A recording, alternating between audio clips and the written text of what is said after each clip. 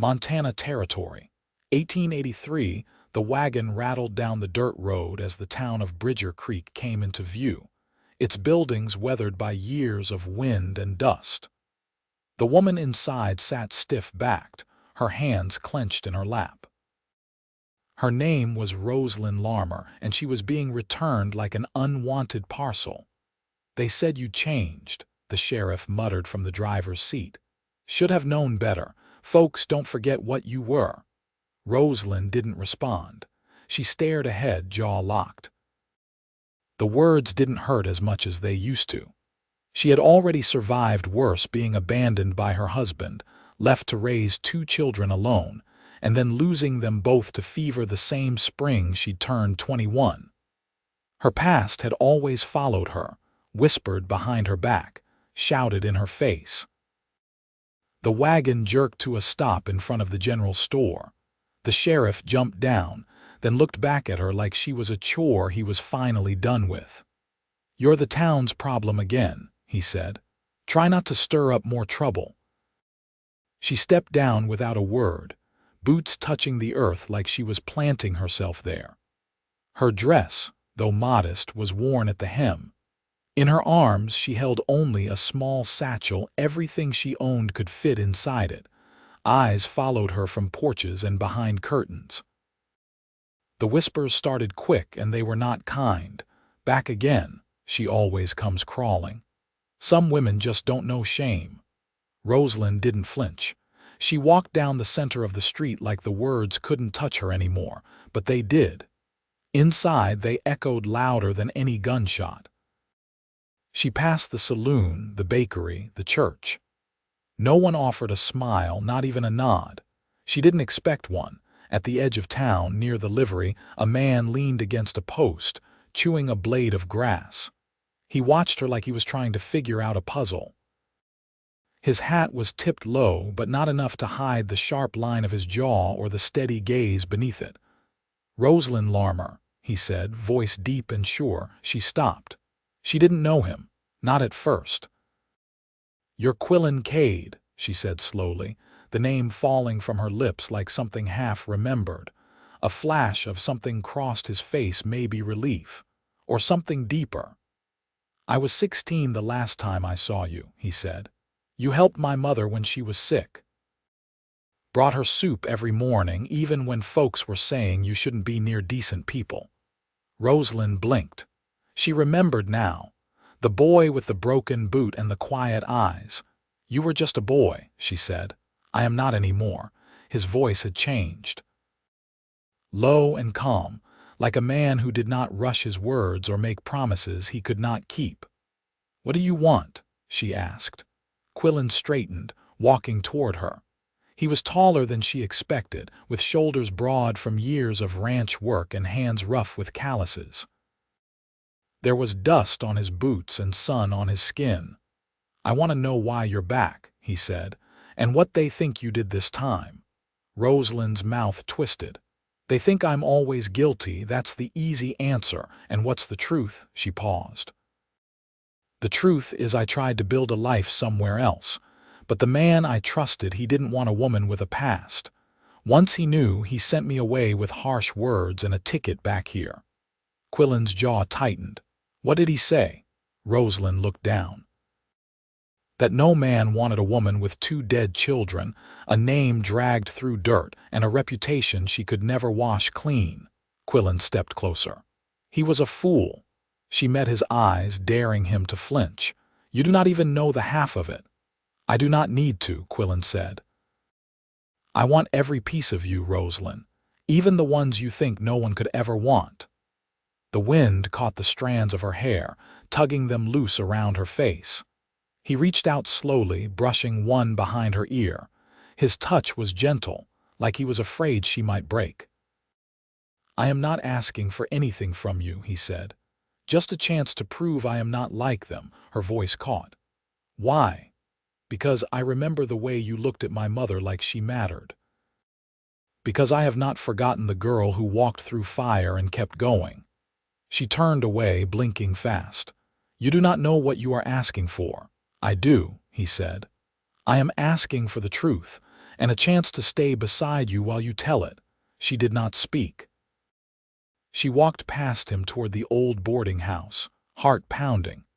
But when she looked over her shoulder, he was still there watching her, not with judgment, but something far softer. That night, she sat on the edge of her narrow bed, hands folded in her lap. For the first time in years, someone had seen her without looking away. And that someone remembered her not for the mistakes, but for the kindness she once gave.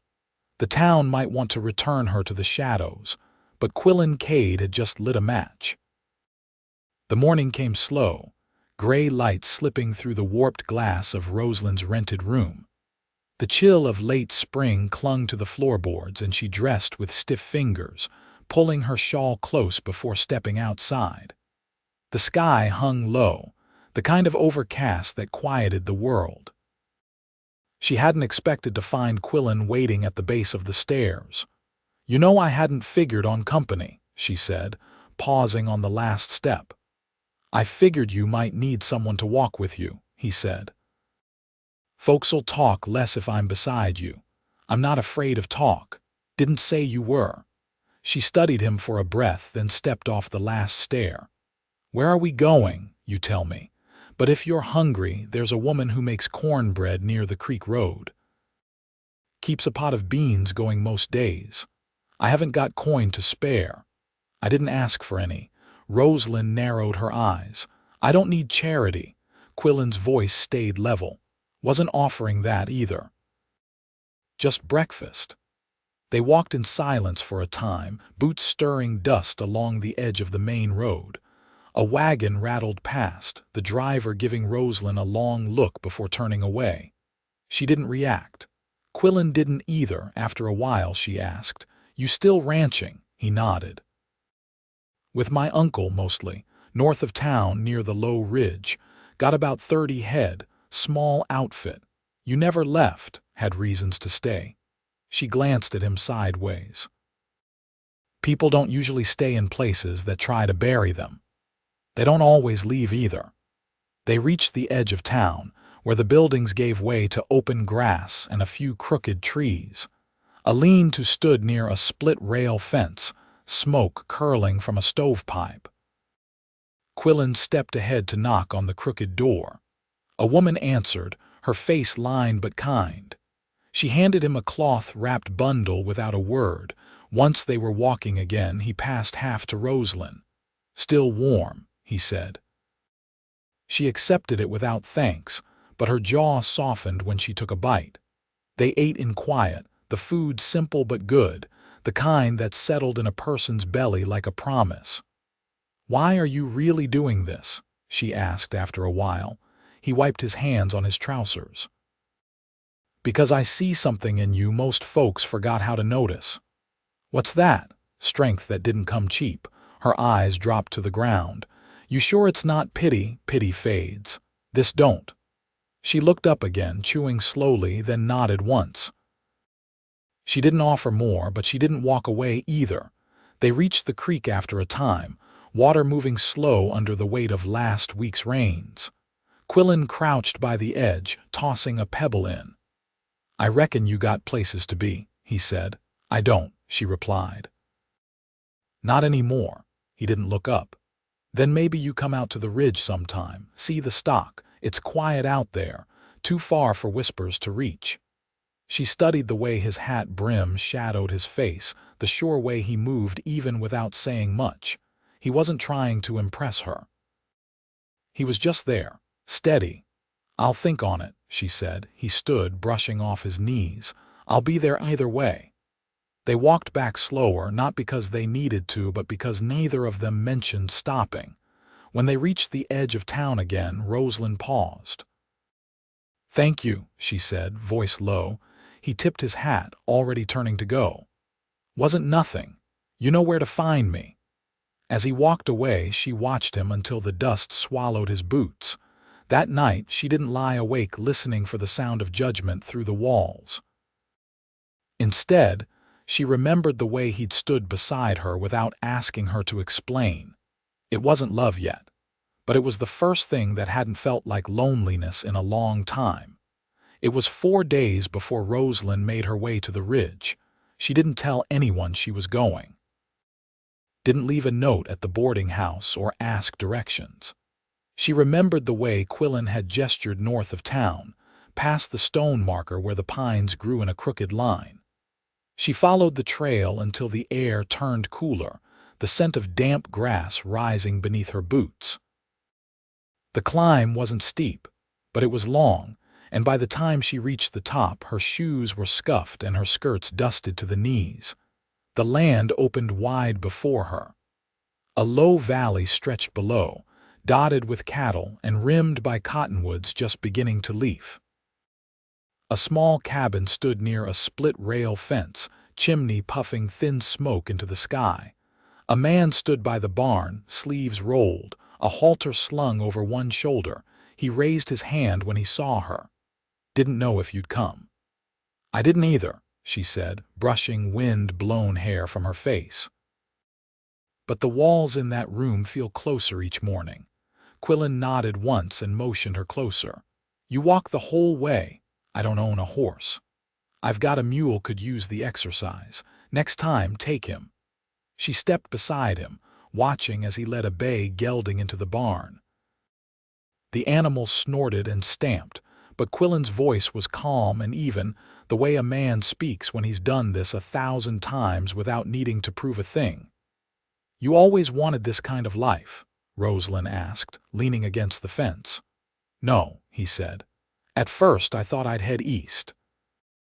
Maybe learn a trade. But then my uncle took sick and I stayed. By the time he passed, this place felt like mine." She glanced toward the cabin. "You live alone. Used to be my aunt stayed on. After she passed, it was just me. And you're content here." He adjusted the horse's bridle without looking up. "I don't need more than this, but it's a quiet kind of life, not most folks' first choice." Rosalind folded her arms. "I never had the luxury of choosing." Quillen stepped out of the stall, closing the gate behind him. "Then maybe it's time you did." She didn't answer right away. The wind stirred through the grass, carrying the smell of cedar and earth. It wasn't the kind of place that asked anything of her. "That was new. I can help if you need hands," she said finally. "I know how to mend tack, patch roofs, pull weeds. I've done worse." He watched her carefully. "I don't need help, but I wouldn't mind your company." She looked away. "I don't know how to be just company." "You don't have to know yet." They moved through the rest of the day without much talk. She followed him to the back pasture, helped him check the far gate where the spring rains had left the hinges rusted. When he passed her the oil can, their fingers brushed. She didn't flinch. They worked until the sun dipped low, casting long shadows across the field. When the light began to fade, Quillen led her back toward the house. "You can stay for supper," he said. "It's only beans and fried potatoes, but they're hot." She hesitated at the porch, hand resting on the rail.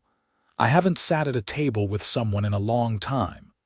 "Well," he said, pushing open the door, "it's just one chair more than usual. You won't be taking anything that isn't already waiting." The cabin was plain inside, but clean. He laid a plate before her without ceremony and poured water from a crock jug. She ate slow, careful, unsure how to fill the silence. He didn't press her with questions or stories. Just passed the salt, refilled her cup, and kept his voice low when he spoke. When she finished, she stood to gather the dishes. "I'll do that," he said. "I'd rather not sit idle." He didn't argue. They washed side by side in the basin, her hands red from the water's chill. By the time the dishes were stacked, the last of the daylight was gone. "I should head back," she said, wiping her hands on her skirts. "I'll walk you to the trail." They stepped outside together. The sky was dark now, stars just beginning to show. The path back to town glimmered faint in the moonlight. "Rosalind," he said, before she could go. She turned. "I meant what I said that day. Every piece of you, not just the ones people find easy." She met his eyes. "You sure you want all of them?" "I wouldn't say it if I didn't." She didn't answer with words, just held his gaze for a long moment, then reached out and laid a hand lightly against his shirt front. It wasn't a promise, but it was permission. Then she turned and walked into the night, the shape of his hand warm against her memory. The next time Rosalind came to the ridge, it was under a sky stretched wide with blue, the light crisp and clean as if the land had been newly washed. She carried a small canvas bag, stitched unevenly at the seams, the weight of it pulling at her shoulder. The trail had grown familiar under her boots, and her breath came easier this time, though the climb still tugged at her legs. Quillen was working a post deeper into the fence line when she arrived. He didn't straighten right away but glanced over his shoulder. Hammer paused mid-swing. "You came early," he said. "I couldn't sleep past dawn," she replied, setting the bag down by the fence. "Figured I'd put that to use." He drove the nail in with a single strike before setting the hammer aside. "You bring something." She opened the bag and pulled out a folded cloth bundle. Inside were 2 shirts, one patched at the shoulder, the other with new buttons sewn to replace those long gone. She laid them across the rail, smoothing the sleeves flat. "They were hanging in the wash shed," she said. "Figured you'd not mind them being mended." He touched the edge of one sleeve, then looked at her. "You didn't have to, I know." The wind picked up, brushing across the grass with a low hush. He leaned against the post, arms folded across his chest. "You always work quiet," he said. "I talk when there's need for it. Then I'll ask something." She nodded once. "Do you want to stay?" She blinked. "On the ridge? No, I mean, in Bridger Creek, with the way folks treat you, the way they look. I've never seen a place that didn't carry the same weight. Their stares change faces, but not meaning. I don't like knowing you walk through that alone." She looked down at her hands. "I'm used to being alone." "That's not what I asked." Rosalind lifted her gaze. "I don't know if staying is what I want. But I know I don't want to keep running." He dug the heel of his boot into the dirt, thoughtful. "If you stayed here up on the ridge, it wouldn't be running, not to me. I thought you didn't need help. I don't. But I don't want to eat every meal by myself anymore either." She watched him for a long moment. "You offering me a place, I'm offering partnership. Whatever shape you want that to take." Her brow furrowed. "You really mean that?" "I mean it the way I said it." "No conditions." Rosalind stepped back from the fence and turned toward the cabin. The smoke from the chimney was thin but steady. The porch sagged a little at the edge, and the windows needed cleaning. The place was plain and small, but it looked like it waited for someone. "I haven't cooked for anyone in years," she said in a low voice. "And I don't take well to cold mornings. I've got extra quilts. I get cross when I'm tired. I can be quiet." She met his eyes, and something in her chest gave way. "I'll think on it. That's all I'd ask." They spent the rest of the morning checking fence lines. She carried the wire while he worked the nails, and when he handed her the pliers, she took them without hesitation. They didn't talk much, but it wasn't silence born of distance. It was the kind that settled between 2 people who had nothing to prove. By midday, they shared bread and dried pears beneath a cottonwood. Quillen leaned against the trunk while Rosalind sat cross-legged beside him, brushing crumbs from her skirt. He looked out over the pasture.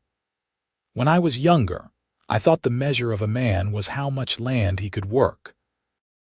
Now I think it's how steady he can hold something fragile."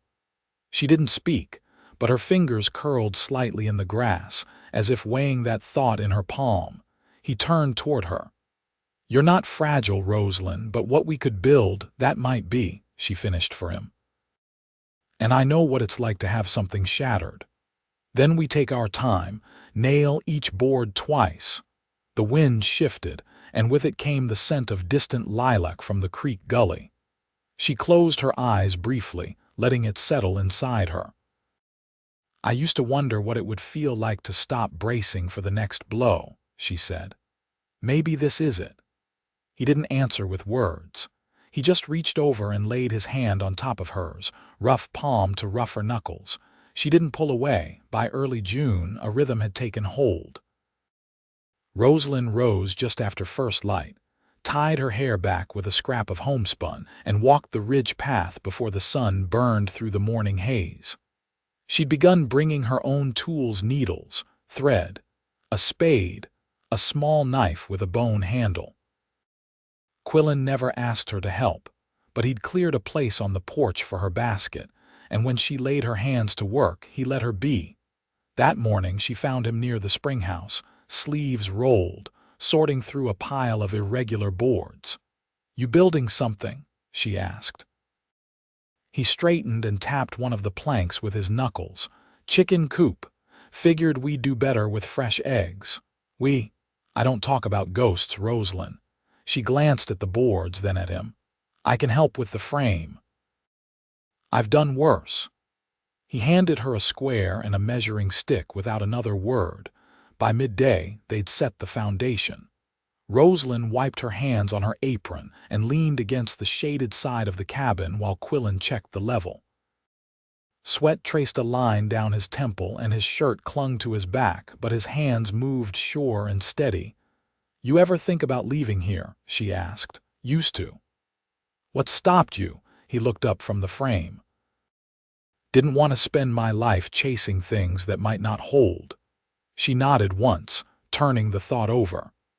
"I used to think if I could just start again somewhere new, it'd all come out clean. But every place I ran to had the same silence waiting." Quillen set the level aside and stepped toward her. "Do you still feel like you're running?" "Not here," she hesitated, "but I don't know what staying looks like anymore." "It could look like this," he said. "Shared work, quiet days. No one needing to be more than they are." Rosalind's voice dropped. "And what would people say if I stayed for good? Whatever they want. But they don't live here, we do." A flicker passed through her, something unspoken but felt all the same. She reached up slowly, brushing a fleck of sawdust from his collar. His hand came up not to stop her but to rest lightly over hers.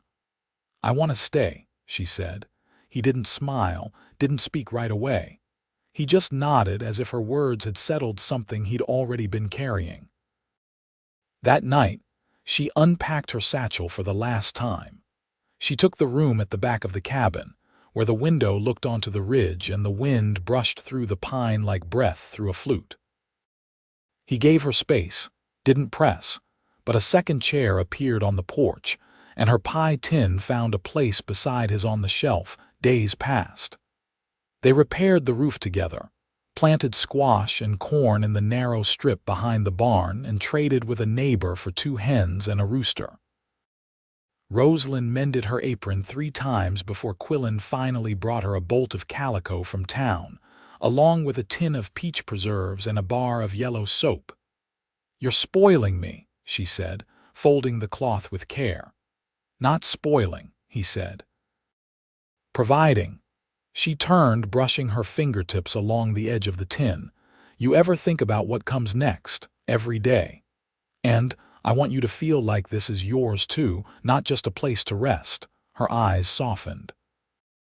"It already does." Later that season, when the squash vines twisted thick and green and the hens began laying regular, Quillen brought out a ring made from braided horsehair and a single silver bead. "I don't have much," he said, "but I'd trade every acre for your yes." She didn't hesitate. "Yes." They married under the cottonwood behind the cabin, with only 2 neighbors as witnesses and the wind as their choir. She wore a dress she'd sewn from the calico, and he wore his cleanest shirt, the one she'd mended by hand. They spoke no vows beyond what mattered. "I'll stay," she whispered. "So will I." The days after stretched with quiet joy. Rosalind planted hollyhocks along the fence and Quillen added a rocker to the porch. They built shelves for the kitchen and a bench beneath the window where she liked to sit after supper. The town folk still talked, but their words didn't reach the ridge. One August evening, after the sun had dipped below the hills and the cabin was lit only by lamplight, Rosalind sat at the table, her hands wrapped around a mug of warm milk. Quillen sat across from her, elbows resting on the wood, his gaze steady. "I never thought I'd get to live this way," she said, "with someone who sees you, with someone who doesn't look away." He reached for her hand, rough fingers curling over hers. "I'll never turn from you, Rosalind. Not in storm, not in stillness." And he never did. Years passed, marked by seasons and harvests, not by sorrow. They added a room to the cabin. She taught a neighbor's daughter to read, and he taught a boy with a clubbed foot how to ride. They grew older with the land weathered, strong and full of deep roots. They did not speak much of the past. Some things were better left in the earth. But when the fire burned low and the wind tapped gently at the window panes, Rosalind would sometimes rest her head against Quillen's shoulder and say, "I never thought I'd be loved this way." And he would answer without fail, "You always deserved it." They lived quiet, and they lived long, and they lived together. And at the end of every day, when the porch cooled beneath their feet and the hills tucked the sun beneath their folds, they knew they had chosen right. They had built something that no rumor, no memory, no shadow could undo. Love, honest and whole, held fast between their joined hands.